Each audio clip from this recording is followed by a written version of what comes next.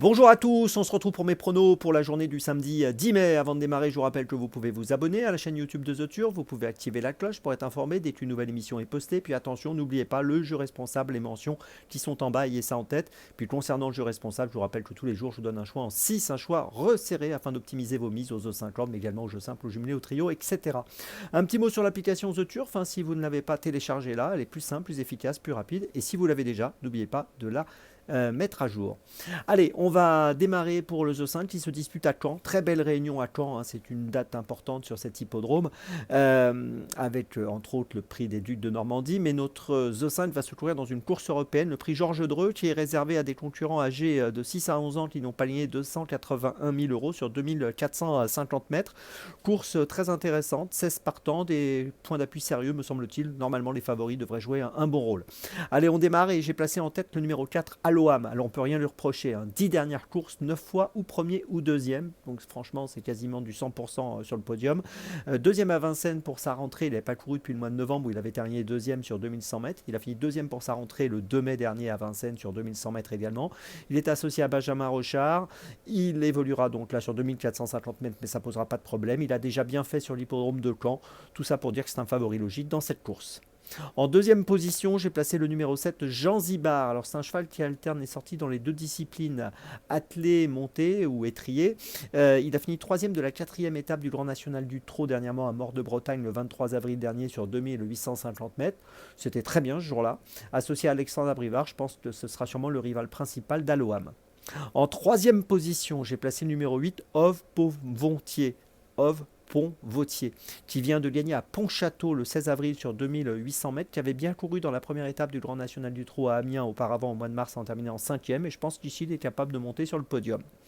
En quatrième position, j'ai placé le 6, Canto de Venti, qui a échoué l'autre jour 8e à Vincennes le 5 avril dernier dans le prix d'Aubusson alors qu'il était favori. On va oublier cet échec et plutôt le juger sur sa victoire à Vincennes au mois de février sur 2700 mètres. C'est un cheval qui a des qualités associé à Gabi Gelormini. Je pense qu'il est apte à prendre une place. En cinquième position, j'ai placé le 16, Eliosi. Bel engagement, 279 000, 270 euros de gain pour une qualif à 281 000. Donc vraiment, il est à la limite. Il a déjà bien fait à Caen. Il a terminé cinquième de la troisième étape du Grand National du Trot à Reims au début du mois d'avril. Et je pense que ici, c'est une chance régulière pour une petite place. Puis en sixième position, j'ai placé le 12, June, une concurrente âgée de 6 ans. Alors j'aurais pu la mettre à un niveau plus élevé. Je l'ai mis que sixième parce qu'elle ne sera pas déférée des 4 pieds aujourd'hui. Elle était déférée des 4 pieds l'autre jour quand elle a fini troisième à Vincennes le 12 avril dans le prix de Château-Gaillard. Elle a bien fini ce jour-là d'ailleurs. Là, elle va être plaquée des 4.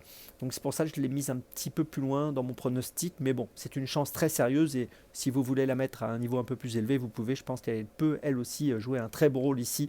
Elle court bien dans les deux disciplines, à T-montée elle aussi, donc attention à elle. Je vous résume mon choix en 6 pour ce The 50 où logiquement les favoris devraient jouer un premier rôle. Point d'appui, deux concurrents, les numéros 4 et 7. Puis derrière, je place les numéros 8, 6, 16 et 12. Départ de la course, 15h15 pour ce samedi. Allez, on démarre pour Dans mes jumelles maintenant. Et dans mes jumelles, on va démarrer à 13h... non, pardon, à 15h32.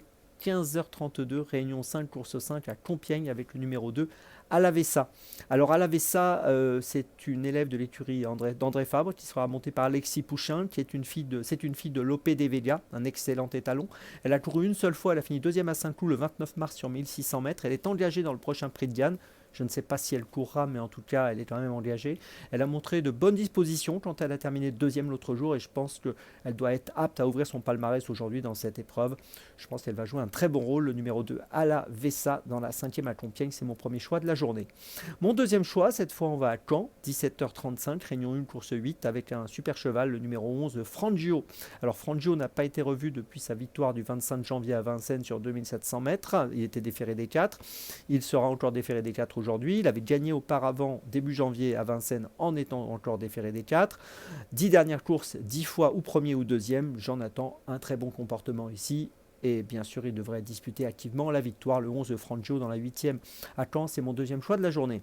Mon troisième choix, ce sera encore à Caen, 18h10, réunion 1, course 9, avec le numéro 6, Kisatou dans la 9e course.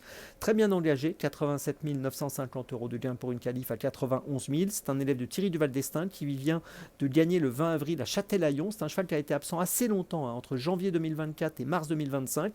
Il a fini 8e à Caen pour sa rentrée, une rentrée correcte, et puis dans la foulée, donc il a gagné à Châtelaillon. Et je pense qu'il peut encore se distinguer ici, jouer le premier rôle. Je vous invite à le suivre de près. Kisatou dans la 9e à Caen, c'est mon troisième choix du jour. Ma petite folie, ce sera à 13h58, réunion 1, course 2 à Caen. Et ce sera le numéro 4, Iris du Perche.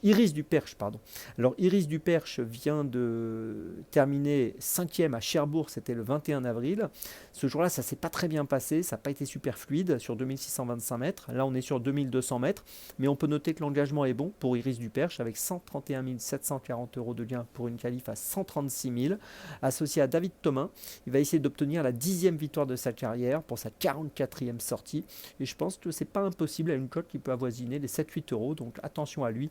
Iris du Perche dans la 2e à Caen. C'est ma petite folie du jour. Je vous résume mes choix pendant mes jumelles. Tout d'abord donc à Compiègne dans la 5e, le numéro 2 Alavessa. Ensuite dans la 8e à Caen, le 11 Frangio. Dans la 9e à Caen, le 6 Kisatou. Et puis ma petite folie dans la 2e à Caen, le numéro 4 Iris du Perche. On se retrouve maintenant demain. Et d'ici là, avec The Turf, ça va aller.